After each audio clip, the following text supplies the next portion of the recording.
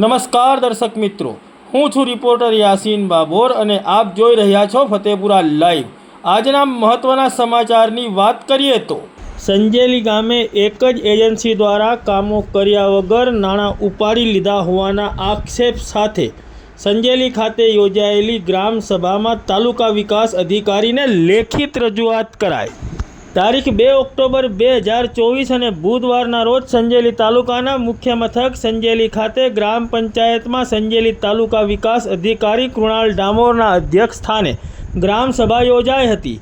આ ગ્રામ સભામાં ગામના નાગરિક મોડાસિયા ઇરશાદ રહીમ દ્વારા લેખિત રજૂઆત કરીને જણાવવામાં આવ્યું હતું કે સંજેલીમાં ટીસાના મુવાડામાં બાણપુર ફાટા ફળિયામાં મિની એલઆઈનું કામ જેનો વર્ક કોડ નંબર 64 34 38 36 છે, જેની એસ્ટિમેટ કોસ્ટની રકમ 1 લાખ રૂપિયા છે, જેના નાણાં રૂપિયા 97,000 આદિલ એન્ટરપ્રાઇઝને ચૂકવી દેવામાં આવ્યા છે। તેમજ કામ નંબર 2 સંજેલી ગામે આદિવાસી ચોક ઉપર મિની એલઆઈનું કામ જેનો વર્ક કોડ નંબર 64 34 41 28 છે, જેની એસ્ટિમેટ કોસ્ટની રકમ રૂપિયા 1,13,000 છે। આ કામના નાણાં પણ આદિલ એન્ટરપ્રાઇઝને રૂપિયા 97,000 ચૂકવી દેવામાં આવ્યા છે।